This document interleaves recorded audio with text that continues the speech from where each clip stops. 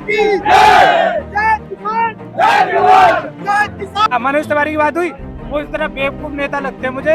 अभी एक बंद यहाँ पे आग लगी, किसकी औकात है राम को लाने की भाई साहब? वो हमको लाया है, इस सृष्टि को लाया है। अडानी का कोई भी अगर लोन है तो आज तक वो देख लीजिए वो टाइम से पहले देता है। संविधान का केवल कवर रहेगा ऊपर वाला, अंदर के सारे सेक्शन बदल जाएंगे। वो अभिनेता वाली एक्टिंग कर लेता है, नौटंकी कर लेता है, बस एक गाना सुना देता है, उसमें है कुछ नॉलेज, अर्थशास्त्री बता। अगर हम राम नाम पर वोट करते रहेंगे तो बुरा मत मानना, राम मंदिर के सामने भीख मांगने की कंडीशन हो जाएगी इस देश के युवाओं की। इस देश के किसानों का कर्ज क्यों माफ नहीं हो सकता और उस उद्योगपति का माफ करते क्यों नहीं हो सकता? आप मुझे बताइए ना। नमस्कार दोस्तों, मेरा नाम है विक्रम बिंदांजू और आप देख रहे हैं द थिंकर शो। कांग्रेस ने कन्हैया कुमार का घोषणा कर दिया है, अब इस उत्तर पूर्वी लोकसभा सीट से कन्हैया कुमार लड़ रहे हैं।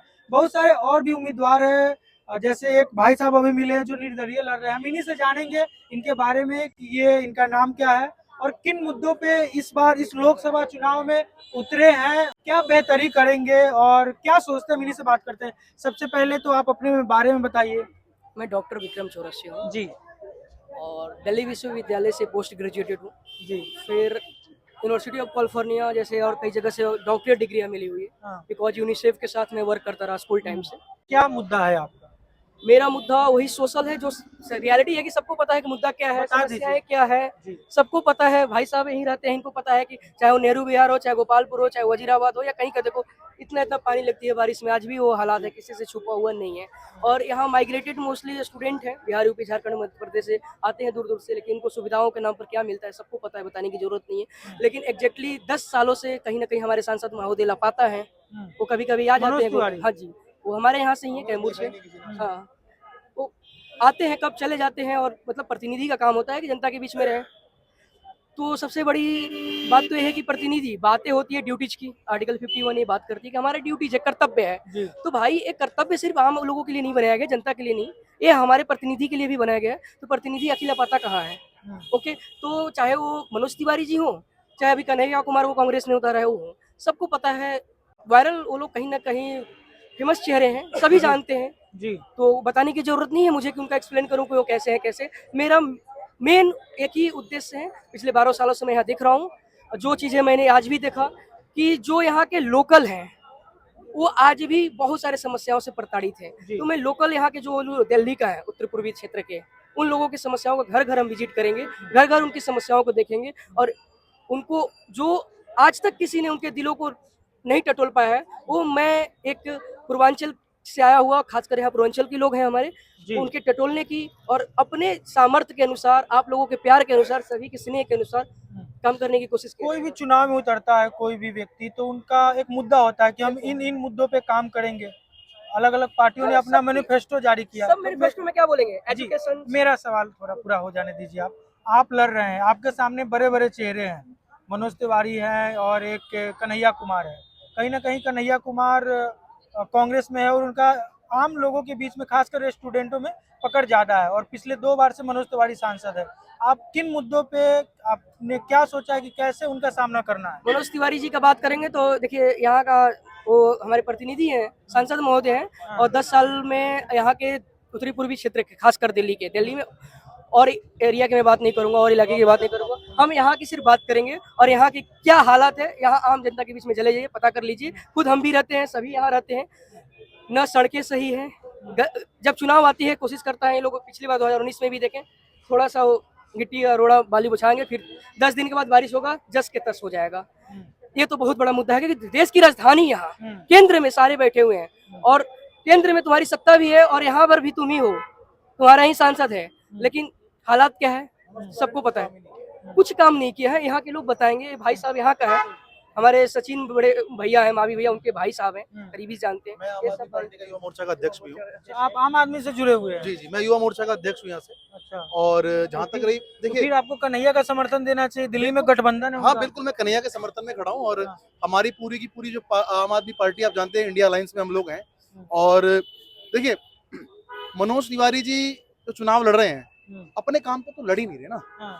आप जब यहाँ के सर्कल में आप घूमेंगे, तिमारपुर विधानसभा है, आप यहाँ के किसी भी व्यक्ति से पूछ लीजिए, कोई भी लोकल आदमी आपको ये नहीं बता सकता कि मनोज तिवारी ने कोई काम किया है। वो सिर्फ बार बार आएंगे, बार बार आएंगे नरेंद्र मोदी जी, नरेंद्र मोदी जी, नरेंद्र मोदी जी। अब मुझे ये बताइए, नरेंद्र मोदी जी रोड बनवाने के लिए थोड़ी जाएंगे। नेहरू विहार की जो रोड है वो पिछले 15 सालों से नहीं बनी पड़ी है। यहाँ के आम आदमी पार्टी के विधायक है, उन्होंने बनवाई है वो रोड। 10 साल से सांसद है, उन्होंने आज तक कोई काम नहीं किया इधर। एक पता नहीं कौन सा चैनल था, उस पर जाकर बोल रहे हैं कि मैंने अपनी लोकसभा में 15,000 करोड़ का काम किया है। कौन बोला? मनोज तिवारी जी ने बोला है। 15,000 करोड़ का मतलब हो गया 10 विधानसभा, और 10 विधानसभा का मतलब हो गया तकरीबन 1100 करोड़ रुपए हर विधानसभा में, और 1100 करोड़ रुपए हर विधानसभा का मतलब हो गया 3 चौक 12, 300 करोड़ रुपए एक वार्ड में, और एक वार्ड में लगभग 12 गांव होते हैं। अगर मैं बात करूं तो एक गांव के अंदर या एक छोटे से कस्बे के अंदर 50 करोड़ रुपए आप लगा रहे हो। आपने आज तक कुछ भी काम नहीं किया यहाँ पर। अभी इंदिरा विहार पास में ही है, वहां पे हमारे माननीय सांसद महोदय गए थे कुछ समय पहले। वहां के लोगों ने बोला कि आपको तो हमने अभी शायद 5 साल पहले देखा था और आज आपको देख रहे हैं। मतलब क्या है कि बरसाती मेंढक की तरह जब चुनाव आता है तभी उनको पब्लिक की याद आती है। हमारे इधर बुराड़ी का पड़ता है, बुराड़ी में उन्होंने बोला कि मैं केंद्रीय विद्यालय खोल के जाऊंगा जी। अभी मिले थे 4 दिन पहले, तो मैंने बोला आप एक काम करिए, आपने केंद्रीय विद्यालय तो खोला नहीं, एक रेडीमेड केंद्रीय विद्यालय लाइए, उसको ला करके यहाँ रख दीजिए जी। एक रेडीमेड, अभी गोपालपुर गांव से मैं हूँ, बराबर में ही है, उसमें उन्होंने बोला कि भाई मैं एक स्कूल जो है, उन्होंने बोला कि मैं स्कूल केंद्रीय विद्यालय यहाँ पर भी खोलूंगा, मैं इसको गोद ले लूंगा। मैंने चौहानपट्टी को लोग इसी लोकसभा में आता है, चौहानपट्टी मैंने गोद ले लिया, बुराड़ी मैंने गोद ले लिया, मैंने गोपालपुर गोद ले लिया, इतने सारे गोद ले लिए और सब अनाथ कर दिए बाद में। क्या विषय? पिछले 10 साल से नरेंद्र मोदी जी की तानाशाही के खिलाफ इस बार जनता वोट करेगी। आप ये मुझे बताइए, यहाँ कितने सारे जो यूपीएससी की तैयारी करते हैं, जो राहुल गांधी एक वो शख्स है जिसने अटेम्प्ट दिया था यूपीएससी को। अगर कोई जानता, किसी को पता होगा तो मैं बता दूं, केवल राहुल गांधी ने अटेम्प्ट दिए थे, 2 अटेम्प्ट राहुल गांधी ने दिए थे। और भारतीय जनता पार्टी, योगी आदित्यनाथ तो वो क्या होता है, राइफल से बट से पीटे गए थे लखनऊ में, जब वो क्या कहते हैं प्रदर्शन हो रहा था तो वहां पर, तो इलाहाबाद में हुआ था। अभी अगर हम मतलब आजकल क्या हो गया है सर, जब कलम के ऊपर शासन का पहरा हुआ है, इस देश का जख्म और गहरा हुआ है। क्योंकि जो लोग ये समझते थे कि 35 रुपए पेट्रोल मिलेगा और 35 रुपए पेट्रोल मिलेगा, 450 रुपए का सिलेंडर मिलेगा, मैं लोकल मुद्दों की बात कर रहा हूँ। जो छात्र ये समझते थे कि सरकारी नौकरी 2 करोड़ साल में रोजगार आएगा, कहाँ आया? एसएससी के लड़के यहाँ तैयारी करने आते हैं, आप पूछिए 2014 से पहले 15,000 20,000 एसएससी में वैकेंसी आती थी, अब कितनी आती है? 5,000, कभी 8,000। और एक और इन लोगों ने फंडा बना लिया है कि यूपी का चुनाव होगा 2027 में, तो 26 में वैकेंसी देंगे, मतलब चुनाव के जस्ट पहले। जब वैसे 4 साल, मेरी मान के चलो किसी कोई एक्स बंदा है, एक्स व्यक्ति है, उसकी एज खत्म हो गई 4 साल पहले, तो क्या करेंगे आप? टीचर आयोग बना के बैठे हुए हैं ये लोग, अभी बनाए इन्होंने योगी जी ने, उसमें क्या करेंगे? 27 में देंगे वैकेंसी। अभी देखना वैकेंसी इन्होंने 1100 या 1200 वैकेंसी यूपीएससी में दी है इन्होंने। अब मुझे बताइए, अब से लगभग 2 साल पहले 1200 वैकेंसी क्यों नहीं आ सकती थी? उत्तर प्रदेश पीसीएस में 178 वैकेंसी आई थी पिछली बार। क्या होगा 178 में? 178 में भी कुछ स्पेशल हो जाती है। तो आज का जो युवा है, अगर हम राम नाम पर वोट करते रहेंगे तो बुरा मत मानना, राम मंदिर के सामने भीख मांगने की कंडीशन हो जाएगी इस देश के युवाओं की। राम अपना विषय है, कोई राम को नहीं ला सकता। इस दुनिया में कोई आदमी ऐसा पैदा नहीं हो जो राम को ला सके। राम हम सबको लाए हैं। बीजेपी खामखा उसका मुद्दा बना रही है। अरे तुम्हें अगर वोट मांगनी है तो आप ये बताओ ना, मैंने रोजगार कितना दिया जी, मैंने महंगाई कितनी कम करी। नरेंद्र मोदी जी ने गुजरात में कहते थे कि मुझे समझ में नहीं आता रुपया कैसे गिरता है। आज रुपया किस कंडीशन में है? 83 रुपए आज मैं पढ़ा, 83 रुपए डॉलर पहुंच गया है। तो ऐसे कैसे देश चलेगा ये बताइए आप मुझे। महंगाई देख लो आप, 40 साल की सबसे बड़ी बेरोजगारी से हम लोग गुजर रहे हैं आज। हम मंदिर से खुश नहीं आप? मैं मंदिर से खुश हूँ, बिल्कुल खुश हूँ, लेकिन सिर्फ मंदिर के नाम पर ही वोट मांगा जाए। सिर्फ मैंने मंदिर बनवा दिया, मुझे वोट कर देना, मैंने ये कर दिया, मुझे वोट देना। बात यह है कि आप मंदिर को चुनाव का मुद्दा मत बनाइए। अगर आपको चुनाव का मुद्दा बनाना है तो आप मुझे बताइए भारत के अंदर आपने डेवलपमेंट कितना किया। आप मुझे बताइए कि जब आप 10 लाख करोड़ रुपया उनका माफ कर सकते हो, जितने बड़े बड़े उद्योगपति हैं, तो मेरे देश के किसानों का माफ क्यों नहीं हो सकता? फिर किसान क्यों आए दिन धरने पर बैठे रहते हैं? हर दिन एमएसपी आप दे नहीं पा रहे हैं, न तरह की बात बोलते हैं कि एमएसपी हम इसलिए नहीं दे पा रहे हैं क्योंकि क्या है कि सारी फसलें एमएसपी पे आ जाएंगी। अरे तो एमएसपी पे अगर फसलें आ जाएंगी तो अपने घर में लाके रख लोगे क्या फसलों को? आप भी तो मार्केट में बेचोगे ना, आप बेचोगे, आप उनको देना। भाई साहब, ना किसान खुश है, ना नौजवान खुश है, ना पहलवान खुश है। हमारी बेचारी महिलाएं बैठी रही इतने दिन जंतर मंतर पर बैठी रही महिलाएं हमारी। प्रधानमंत्री मोदी जी का इंटरव्यू नहीं हो उसमें, और ऊपर से क्या कहते हैं, सुप्रीम कोर्ट ने जब कहा तब जाकर एफआईआर। मतलब जो हमारे देश के लिए गोल्ड लेकर आती हैं उनके ऊपर कुछ होता है तो सुप्रीम कोर्ट इंटरवीन करता है, तब जाके तो एफआईआर दर्ज होती है। और आप बात करते हैं कि, और सब लोग कह रहे हैं कि अरे मोदी जी ने कर दिया। क्या किया है मोदी जी ने, बताइए। एक वर्ग बता दीजिए मुझे मोदी जी का। लोग बात कर रहे हैं 370 हट गया। भाई साहब 370 नहीं हटा है, 370 की केवल एक सेक्शन हटा है कि आप जाके जमीन ले सकते हैं। और वहां भी किसने ली? सबसे ज्यादा अडानी ने ली है। कि कोई गरीब आदमी गया आज तक लेने के लिए वहां जमीन? नहीं गया ना। अडानी 10 लाख करोड़ रुपए कर्ज माफ हुआ था, अडानी का किया हुआ। किसान बेचारा जंतर मंतर बैठ जाए। अभी कुछ समय पहले कर्नाटक से किसान पैदल आए थे, मोदी जी मिले भी नहीं उनसे। तो आप ये बताइए किस आधार पर क्या कहते हैं भारतीय जनता पार्टी जीतेगी चुनाव? जी चलिए हम कुछ और लोगों से बात कर लेते हैं। आपने अपना बात रखा, इसके लिए बहुत बहुत धन्यवाद। आप क्या सोचते हैं, ये जो विचार रखते हैं आप वही विचार रख रहे हैं कि कुछ आपका अलग है? नहीं, यहाँ के हिसाब से देखा जाए तो मनोज तिवारी को मैं अच्छा नेता तो नहीं मानूंगा, क्योंकि 2018 की मैं स्पेशल बात कर रहा हूँ। 2018 में हुआ था लोकल वर्सेस आउट, जो स्टूडेंट्स था ना वो, तो कुछ जो लोकल लोग थे ना यहाँ के, उन लोगों ने एक स्टूडेंट को मारा झाड़ू से, डीपी प्रॉपर्टीज नाम के। तो उसने क्या किया कि सब लोगों ने धरना प्रदर्शन किया और हम लोग वहाँ बाहर की तरफ चले गए, सब लोग मिलके कि उसे मारा कैसे। यहाँ के जो लोकल लोग हैं, सपोर्ट उनका ये मनोज तिवारी और उनके लोगों का, तो वहां चले गए, लेकिन उनकी गाड़ी के सामने आ गए तो उन्होंने गाड़ी तक नहीं रोकी मनोज तिवारी। तो सबसे बड़ी बात है कि उसे मनोज तिवारी को अपना वोट बैंक दिख रहा था, इसीलिए उसने इंटरवीन नहीं किया। स्टूडेंट में उसे कुछ दिखा ही नहीं। हमने थाने पे धरना दिया, किसी ने नहीं सुनी, लट्ठों से पिटाई हो रही थी। 2018 की आप वीडियो निकालो, डीसीपी ने आके इंटरवीन किया था जी। तो अगर आप मनोज तिवारी को दे रहे हो, किस तरह का नेता है? मुझे तो बिल्कुल मतलब 1% भी पढ़ा लिखा नहीं लगता। उससे बेकार तो मैं किसी को भी मानता हूँ। क्या करते हैं आप? मैं तो पीएचडी कर रहा हूँ दिल्ली यूनिवर्सिटी। क्या नाम है आपका? अनुज शर्मा। अनुज शर्मा। हाँ जी। तो फिर किनको अच्छा मानते हैं आप? मैं अच्छा उसी व्यक्ति को मानता हूँ जो पढ़ा लिखा हो। जैसे यहाँ से बबीता भारती खड़ी हो रही है, आपके मित्र भी निर्दलीय लड़ रहे हैं। ये मित्र भी लड़ रहे हैं, बबीता भारती भी, बबीता यादव मतलब भारती, हाँ बिल्कुल। तो वो हमारे साथ ही लॉ से पढ़ रही है दिल्ली यूनिवर्सिटी से। तो जो भी पढ़े लिखे लोग हैं, वो कोई भी हो, किसी भी पार्टी से हो सकता है, लेकिन एक विचारधारा ये होनी चाहिए कि युवा के लिए, बेरोजगारी के लिए। अब ये जो सांस्कृतिकता की बात करते हैं, हर घर के लिए चिराग की बात करते हैं। दुष्यंत कुमार का एक शेर याद आ रहा है मुझे कि कहाँ तो तय था चिरागा मयस्सर के लिए, कहाँ चिराग नहीं हर एक घर के लिए। मतलब तुमने सोचा कि पूरे चिराग रोशनी कर देंगे, पूरे शहर में रोशन कर देंगे, एक घर के लिए तुम्हारे पे चिराग नहीं दिया जा रहा। वैकेंसी कहाँ है? पेपर लीक, सबसे बड़ा मुद्दा पेपर लीक। उसके बाद इतना 45 साल में सबसे ज्यादा रोजगार है ही नहीं, बिल्कुल बेरोजगारी है। और सबसे बड़ी बात, खाना। कोई व्यक्ति खाना के बिना कैसे रख सकता है? हर दिन 40 से 50 खाना होता है, 50 से 60 होता है, 60 से 70 हो रहा है यहीं पे। तो वो व्यक्ति वो बड़े बड़े मुद्दे, देश विदेश में नाम हो रहा है, मोदी जी ने डंका बजा दिया, वो डंका टूट भी नहीं रहा, इतना बजा रखा है।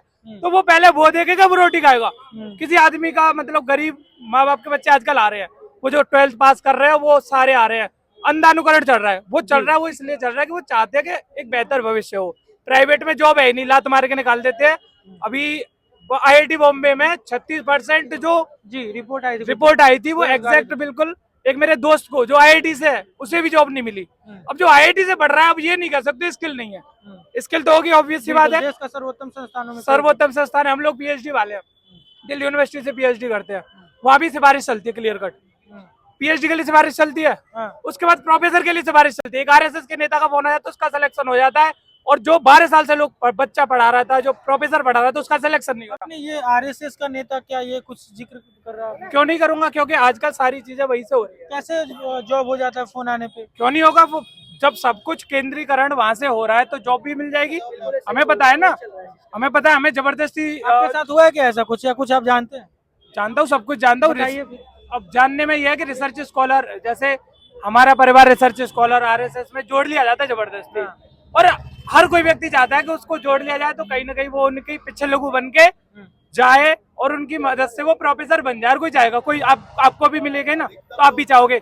लेकिन जबरदस्ती माइंड को, जो पढ़े लिखे लोगों को हटा के उन्हें लिया जाता है। 243 हंसराज कॉलेज में 66 लोगों को नहीं लिया गया, प्रोफेसर में 66 लोग, और एक बंदे का वाइस चांसलर फोन आता है, उसको ले लिया जाता है जो बाहर से आया है। तो 66 लोग वो अयोग्य थे, और जो 12 साल से लक्ष्मण यादव पढ़ा रहे थे जाकिर हुसैन कॉलेज में, उनसे बढ़िया वक्ता कोई नहीं है, उनसे बढ़िया प्रोफेसर है, हिंदी के ही है, मैं पर्सनली जानता हूँ। विकास सर भी उनकी तारीफ करते हैं, जो विजेंद्र चौहान है IAS के इंटरव्यू लेते हैं वो भी बहुत तारीफ करते हैं, बावजूद उनको हटा दिया गया। क्यों हटाया? क्योंकि वहां पे एक बंदे को लेना था, वो विरोध कर रहे थे। तो मतलब विरोध का मतलब है राजद्रोह। अभी मनोज तिवारी की बात हुई, वो इस तरह बेवकूफ नेता लगते हैं मुझे। अभी एक बंदे यहाँ पे आग लगी थी, कुछ दिन पहले जहाँ कोचिंग में आग लगी, तो एक बंदे ने कहा कि मनोज तिवारी ने कुछ नहीं किया है ना, बस उसने ऐसा बोला मनोज तिवारी आया, उसी से कह रहे इसे पकड़ो और इसमें NSA लगाओ।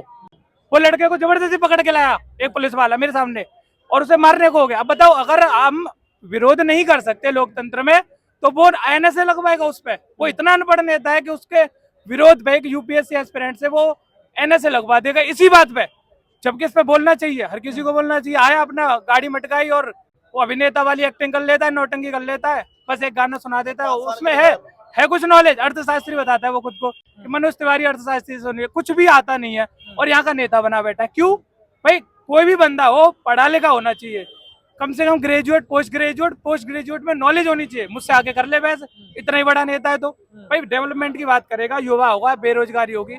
सबसे बड़ी बात, जो देश है, जो देश की जो एज है, मीन एज जैसे बोलते हैं, वो कितनी है? 27-28 साल है लगभग जी। लेकिन जो लोकसभा में लोग बैठे हैं उनकी एज है 67-68 साल। तो वो हम युवा का दर्द कैसे समझ सकते हैं? आपको लगता है समझ सकते हैं? 68 साल के जो मीन एज वाले बूढ़े लोग हैं, जो बूढ़े सदस्य है, वो कहाँ हम युवा का दर्द समझेंगे? वो कहाँ गरीब का दर्द समझेंगे? युवा जाना चाहिए, युवा को पहले रोजगार तो दिया जाए, तभी तो वो सोचेगा। अब मान लो मैं हूँ, प्रोफेसर बन जाऊंगा, तभी तो मैं सोच सकता हूँ। लोकसभा का चुनाव लड़ना बहुत बड़ी बात है, एक लेवल पे जुड़ सकता हूँ ना, मेरे पास रोजगार होगा, मेरे पे खाने के लिए रोटी नहीं है, मैं ट्यूशन पढ़ाऊंगा, मान लो कुछ भी करूंगा ना, जब मुझे खाने को नहीं मिलेगा, घर वाले पैसा बंद कर देंगे, तब मैं क्या करूंगा? तो फिर मैं डायरेक्ट सांसद थोड़ी बन जाऊंगा, चुनाव थोड़ी लड़ूंगा। इसका मतलब पहले रोजगार उपलब्ध कराया जाए, उसके बाद हम सोचेंगे कि क्या करना है जी। तो वो कम से कम पार्टिसिपेशन तब होगा जब हमें रोजगार मिलेगा। और रोजगार में SSC में वैकेंसी 20-20 हजार आती थी, मुझे पता है 2012 में। और उसके बाद सबसे बड़ी बात, अब कितनी वैकेंसी आती है? बहुत ही कम। जो बच्चे थे वो छोड़ के चले गए। कोई SSC UPSC होता था, UPSC में एकदम से जैसे मोदी सरकार आई 790 वैकेंसी आई, 1200 आई थी।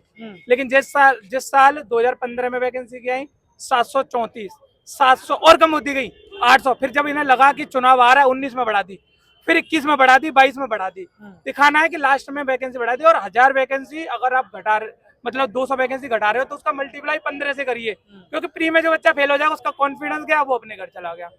तो सबसे बड़ी बात है कि आप इस जगह पे हम रह रहे हैं, यहाँ पे एक पढ़ा लिखा नेता होना चाहिए। मनोज तिवारी जैसा बेवकूफ और अनपढ़ नेता नहीं होना चाहिए, बिल्कुल पढ़ा लिखा होना चाहिए, कोई भी होना चाहिए। अभी सुधांशु त्रिवेदी जो अपने आप को बहुत महान बताते हैं, वो बिल्कुल मुझे भी ठीक नहीं लगते। बस संस्कृत में 2-4 संस्कृत के शब्द सीख लेते हैं, उसी को पिरोते हैं। उनसे बेरोजगारी भी एक शब्द बात नहीं हुई।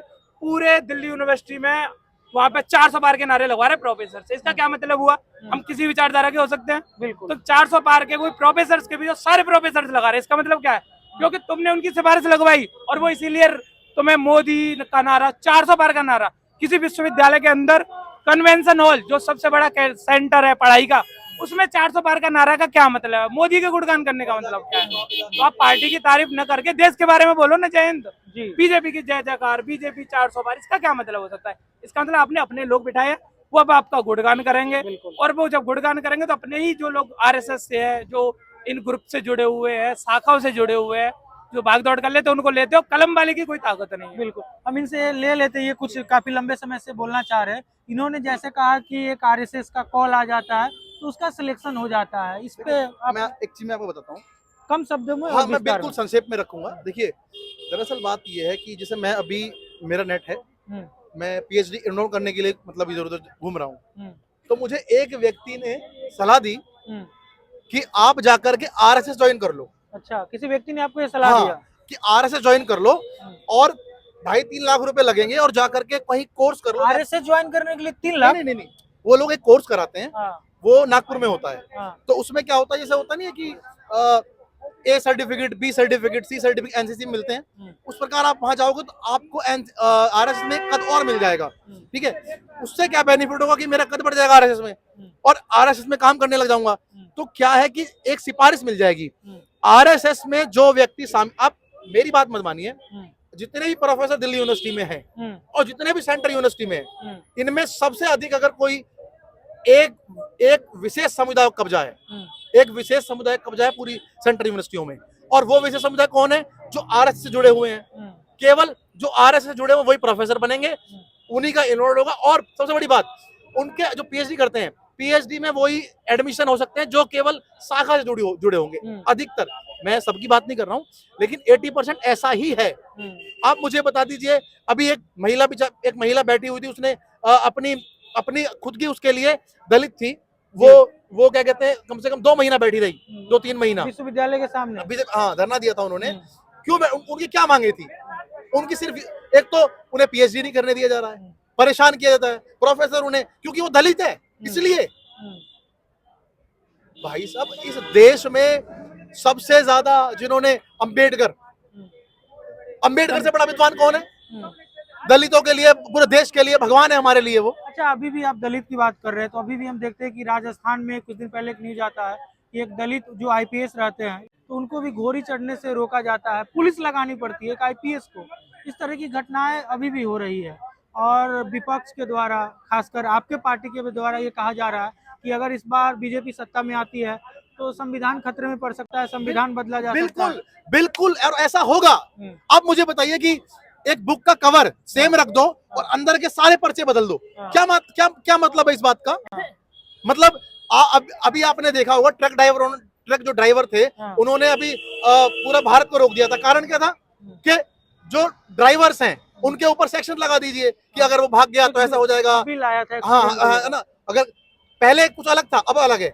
अब मेरे कहने का तात्पर्य सिर्फ इतना सा है कि संविधान का केवल कवर रहेगा ऊपर वाला, अंदर के सारे सेक्शन बदल जाएंगे। अब क्यों? अब मुझे बताइए, सर्विस डिपार्टमेंट दिल्ली गवर्नमेंट का है, एलजी ने कहा, सॉरी सुप्रीम कोर्ट ने कहा, इन्होंने क्या किया? उसे ला करके पूरा बदल दिया। उन्होंने अध्यादेश लाके बदल दिया। मतलब जो हमारे हिसाब से होगा ठीक है, नहीं होगा तो अध्यादेश लाएंगे और बदल देंगे। अभी आपने बात की राजस्थान के ऊपर, मैं आता हूं। इस देश में जब तक ये मानसिकता रहेगी कि कोई दलित है, कोई ओबीसी है, कोई ये है, कोई वो है, तब तक हमारे देश में, हमारे देश के युवाओं में के पैरों में पेड़ियां पड़ी रहेंगी और उन्हें कोई तोड़ नहीं पाएगा। आज हमारे साथ जो देश आजाद हुए वो आसमान पर पहुंच गए हैं और हम अभी रेंग रहे हैं। क्यों? इसका कारण क्या है? सिर्फ मानसिकता। यही मानसिकता है कि वो दलित है, वो ओबीसी है, वो ये समाज से आता है, वो समाज से आता है। समाज अगर बढ़ेगा तभी बढ़ेगा जब आप पढ़ेंगे। कोई नेता नहीं बना सकता किसी को बड़ा अगर पढ़ेंगे, लिखेंगे। खुद अंबेडकर साहब ने कहा था कि अगर आप पढ़ लिए और लिख लिए तो आप यहाँ इस सत्ता से प्रश्न करने लगेंगे, पूछने लगेंगे कि आप काम क्यों नहीं कर रहे हैं, ये पूछने लगेंगे कि आपने रोजगार क्यों नहीं दिया। इसलिए इनको पढ़ने मत दो, इनको बांट दो कि तू जाट है, तू गुर्जर है, तू दलित है, तू ये है, तू वो है, फिर उसी में भटकते रहेंगे। अगर मेन स्ट्रीम में आएगा तो प्रश्न करने लग जाएंगे ना, पूछने लग जाएंगे आपसे कि आपने रोजगार क्यों नहीं दिया भाई, आपने 2 करोड़ रोजगार का वादा किया था वो क्यों नहीं किया, 15 लाख खाते में देने का वादा किया था। इस देश के हमें तो इस बात का वो है कि इस देश के गृह मंत्री कहते हैं वो तो जुमला था। अरे भाई साहब, जुमला ही था तो पहले ही बता देते। अभी आपने सुना होगा जो हमारे पतंजलि के संस्थापक है, क्या नाम है उनका, रामदेव जी अजीब है। उनसे किसी ने पूछा, जी भाई साहब आप ये कह रहे थे कि 35 रुपए पेट्रोल हो जाएगा, कह रहा पहले ही से पकड़। सुना होगा आपने वो? मतलब अजीब सी बात है। आज आप समर्थन करते हैं, कभी वो करते हैं। मैं इसीलिए आपके चैनल के माध्यम से इस देश के युवाओं से केवल यही अपील करना चाहूंगा, हाथ जोड़कर मेरी यही विनती है, अपने लिए सोचो, केवल किसी के बारे में मत सोचो, अपने लिए सोचो। इस देश का युवा जब अब खुद बढ़ेगा ना तभी ये देश बढ़ेगा। अगर हम जात पात, मंदिर, मस्जिद इसमें फंस जाएंगे ना, तो जब ये 25 से 35 की उम्र क्रॉस हो जाएगी ना दोस्त, तो फिर ऐसा लगेगा यार 15 साल आपने कभी किसी भारतीय जनता पार्टी के किसी नेता के बच्चों को सुना है कि वो कहीं झंडा फहरा रहा हो? कभी राम मंदिर का झंडा विदेश में पढ़ते हैं वो। और हमारे देश के किसान का बच्चा है जो गाय कोई भैंस बेचकर आया है बेचारा, कोई जमीन बेचकर आया है, कोई कुछ बेचकर आया है, उसका आप ब्रेन वॉश कर देते हो। जिसको यह नहीं पता कि भगवान राम के बारे में उन्हें कुछ पता ही नहीं है। मैंने पूछा कि तुम भगवान राम के बारे में कुछ जानते हो क्या? कह रहे नहीं, किसी ने कहा है कि राम आए हैं। कौन लाएगा राम को भाई? किसकी औकात है राम को लाने की भाई साहब? वो हमको लाया है, इस सृष्टि को लाया है, राम को कौन ला सकता है? किसी की औकात है राम को लाने की? राम को लाने की औकात किसी को भी नहीं है। राम को केवल राम खुद ला सकते हैं। ये बताते हैं कि राम को लाए हैं हम उनको लाएंगे। और ये गाने पता है कब आते हैं? आप देखना, यूपी चुनाव से पहले। मैं सिर्फ इतना चाहता हूं कि जितने भी देश के युवा हैं वो केवल इसी बात को याद रखें कि जो रोजगार देगा, जो महंगाई को कम करेगा, जो सिलेंडर की कीमतों को कम करेगा। हमारे देश की महिलाएं किसी टाइम पर 5,000 रुपए में रसोई चलाती थी, आज 15,000 रुपए में रसोई चलाती हैं। फिर रोजगार ही नहीं है देश के पास। अमित शाह का कुछ दिन पहले हम इंटरव्यू देख रहे थे, उन्होंने कहा कि अब अयोध्या में घूमना, मंदिरों में जाना फ्री हम घुमवाएंगे। तो वो तो मंदिर घुमा ही रहे हैं, लोग खुश भी हैं, 2 बार से सत्ता में भी है और इस बार अगर जीतते हैं तो हैट्रिक लगेगा। 400 पार का नारा भी दिया है। क्या लगता है आपको? 400 पार का नारा अजीब है भाई साहब, मुझे तो ये समझ में नहीं आ रहा। अच्छा एक बात आप मुझे बताइए, यूपीएससी के किसी बच्चे को सपोज सिलेक्ट होने के लिए 400 नंबर चाहिए, तो वो चीटिंग करेगा क्या? अब मुझे बताइए, जिस बच्चे के मार्क्स ऑलरेडी आ ही रहे सफल होने के लिए, उसे क्या जरूरत चीटिंग करने की? उसे क्या जरूरत है अरविंद केजरीवाल जी को जेल भेजने की? उसको क्या जरूरत है हेमंत सोरेन को जेल भेजने की? वो तो ईडी कार्रवाई की है। हाँ, तो ईडी की कार्रवाई 95% विपक्ष के नेताओं पे क्यों हो रही है? हेमंत विश्व शर्मा पर क्यों नहीं हुई? आप उसे अजीत पवार पर क्यों नहीं हुई? अजीत पवार पर आरोप था, नरेंद्र मोदी जी ने भोपाल में कहा था कि अजीत पवार पर 70,000 करोड़ का घोटाला किया है, आता ही उसे जेल में डालूंगा। अब वो उसमें वॉशिंग मशीन में धुल के साफ हो गया, तो उसके ऊपर कोई कार्रवाई नहीं हो रही है। क्यों कार्रवाई नहीं हो रही है उसके ऊपर? आप उसने शुभेंदु अधिकारी जब तक टीएमसी में थे तो 5 लाख रुपए रिश्वत लेता हुआ यूट्यूब पर था उनका वो तो जब वीडियो, तो जब वो बीजेपी में आ जाते हैं तो सारे जगन भुजबल, एक और महानुभाव है, ईडी कहती है कोर्ट में खड़ी होकर के कि उनकी तो फाइल ही गुम गई। अब मुझे समझ में नहीं आ रहा है कि 400 पार आ रही है फिर भी विपक्ष पे कार्रवाई हो रही है। आज अरविंद केजरीवाल अगर ये कह देना कि मैं कल एनडीए में आ रहा हूं, मतलब बीजेपी का अलायंस हो रहा हूं, 3 दिन में सारे नेता बाहर आ जाएंगे। क्या कारण है इसका? क्या कारण है इसका? अगर भ्रष्ट हैं तो सब भ्रष्ट हैं, फिर सबको जेल भेजो। तुम्हारे नेता भ्रष्ट हैं, जो क्या कहते हैं वहां पर रिश्वत लेते जो पकड़े जाते हैं, उनको भी जेल भेजो आप। मतलब कहने का क्या मतलब है कि जब तक जो हमारे साथ आ गया वो सही है, जो बीजेपी के साथ है वो सही है, और जो बीजेपी के साथ नहीं है वो सब भ्रष्ट है। क्या मतलब है इसका? इसका मतलब सीधा सीधा डर है बीजेपी को, 400 पार होगा ही नहीं। 400 पार अगर मुझे पता लग रहा है कि मैं 400 पार जा रहा हूं तो मैं फिर क्यों कार्रवाई करूंगा? मैं फिर क्यों नेताओं को जेल में डालूंगा? मैं फिर उसको क्या बोल रहे हैं कि ये डर के कारण नेताओं पे कार्रवाई कर रहे हैं? बिल्कुल, इनको पता है। अच्छा एक बात बताइए, एक बात बताइए, डरेंगे क्यों? ये तो प्रधानमंत्री है, अरविंद केजरीवाल मुख्यमंत्री है, तो डर किस बात की? डर इस बात का है कि दिल्ली में अगर अरविंद केजरीवाल प्रचार पे उतर गया तो 7 में से हो सकता है उनको एक भी सीट ना मिले। हो सकता है हेमंत सोरेन अगर जेल में बंद है, इस बार कितना सीट जीत पाएंगे? फिर देखिए, आपको पता है हम लोग इंडिया अलायंस में हैं, यकीनन 7 की 7 सीटें इंडिया गठबंधन जीतेगा इस बार, ये श्योर है। और मैं फिर आपके चैनल के माध्यम से बोलना चाहूंगा सभी को, जो हमारे देश में सबसे स्पेशली तो आप लोगों का ज्यादा रोल है, मीडिया का तो सबसे ज्यादा रोल है। अगर विपक्ष अगर छाती पीट कर भी चिल्लाएगा तो मीडिया में नहीं आता है।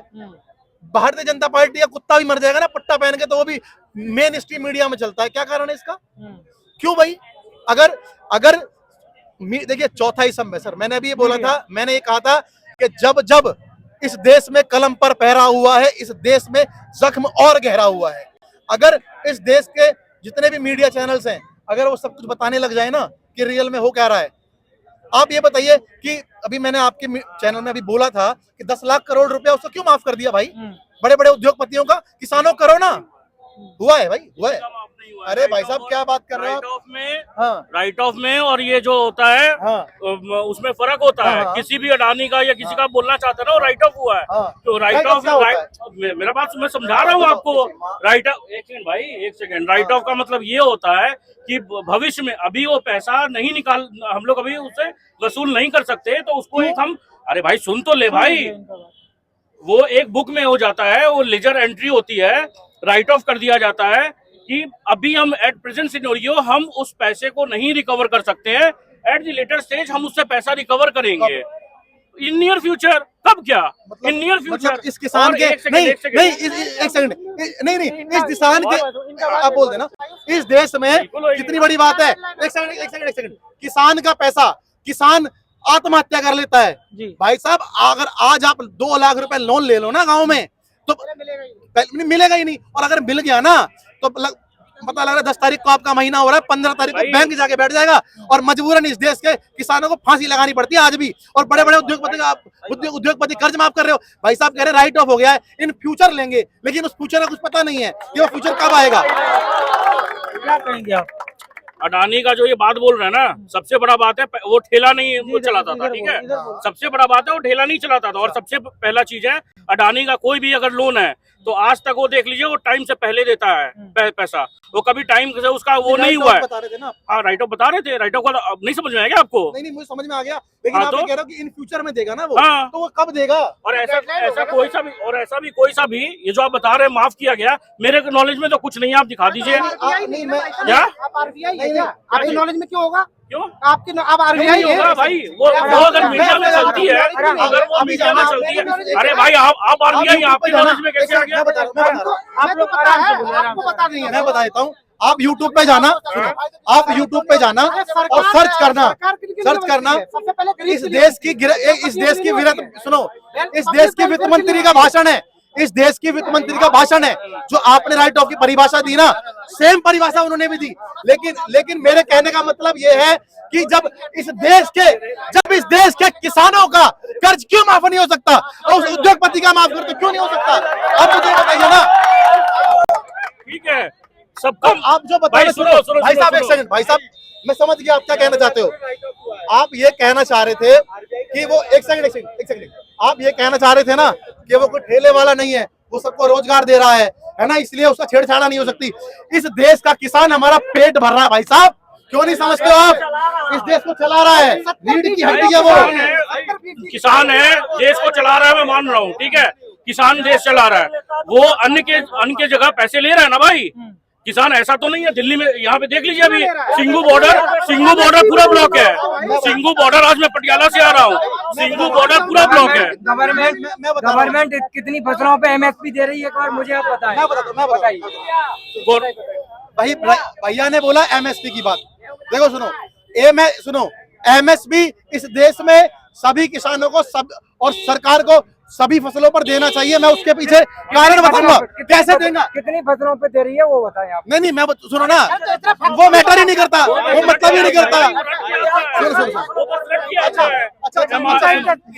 रट के आया हुआ है, जो उसको मुद्दा बनाना है ना वो बस रट के आया है। अच्छा एक बात, आपको पता है एमएसपी क्या होता है? मैं एमएसपी का मतलब ये होता है कि अगर सपोज मैं मानता हूँ आप बाजरा मान लो, अगर मान के चलो बाजरा पे एमएसपी देना है, सरकार कह देगी, एक सेकंड, सरकार कह देगी कि 1800 रुपए का, अगर 1800 रुपए का आपका मार्केट में नहीं जाएगा ना तो मैं उसे 1800 में लूंगी, तो सरकार उसे खरीद कर अपने घर में थोड़ी रख लेगी, उसे बेचेगी ना बाहर मार्केट में। सरकार क्या नुकसान है एमएसपी देने में? कुछ बोला या आप कुछ बोलना चाहेंगे? ये बताओ, सरकार अगर पहले हो आप तय नहीं किया, गवर्नमेंट तय नहीं किया इसका रेट, ये कंपनी वाला रेट बना बताता है। और ये जो आप बोल रहे हैं ना कि अगर किसान, अरे सुन तो लो, ये जो आप बात बोल रहे हैं ना, एक सेकंड भाई, एक जो बात बोल रहे हैं ना, अगर एमएसपी दे रहा है किसान और अगर ये उसका नहीं बिक रहा है तो वो मंडी में जा रहा है, वो मंडी में जा रहा है। एक सेकंड, और जो कपड़ा बना रहा है ना, अरे यार जो कपड़ा बना रहा है ना, सुन लो, और जो कपड़ा बना रहा है ना वो रेट फिक्स कर रहा है, ये अगर उसका नहीं बिक रहा है और रेस्टोरेंट नहीं बिक रहा है तो उसमें सरकार का गलती नहीं है, वो सरकार का गलती नहीं है, वो सरकार का गलती नहीं है। अच्छा भाई साहब एक सेकंड, जो इतना बढ़िया किसान 3 लॉ जो आया था किसान के हित में आया था, मगर आरती समझते हैं ना, आरती सुनो आरती लोग आरती सुनो, एमएस को नहीं आने दिया। आपको पता है आरती का मतलब क्या होता है? आरती का मतलब पता है ना, मैं आपको बताता हूँ, मेरा आपको कोई व्यक्तिगत बैर तो नहीं है, तो आप प्लीज चिल्लाइए। आप लोग आराम से अरे नहीं बॉस, वो टोन का है, चिल्ला नहीं रहे हैं। हाँ सुनो देखो, आरती जो होता है सर, क्या होता है कि जैसे मान के चलिए मेरे पास चने की फसल है मान लो, और मैं गया मार्केट में देने, आरती से पता है मैं क्या बोलूंगा भाई साहब मेरे को अपनी बेटी की शादी करनी है, मुझे आप 5 लाख रुपए दे दो, मेरी फसल आएगी ना तो मैं आपको दे दूंगा। ये किसान ले लिया, फिर जब फसल आती है तो किसानों से देता है। जो आदमी आड़ती आपको 5 लाख रुपए ऋण दिया है ना सर, वो आप माफ करना, आपके रेट पे तो फसल नहीं लेगा आपको। तो ये समझ लीजिए आप। ये सिंगवी बॉर्डर पे कौन है? ये सारे आरती तो बैठे हुए हैं। अरे वो सारे क्यों नहीं बैठे हुए हैं? किसान एक भी नहीं है किसी के पास, कोई भी किसान के पास फॉर्च्यूनर नहीं है, कोई भी किसान के पास फॉर्च्यूनर नहीं होती है। भाई अगर कोई किसान से लो, कोई अगर किसान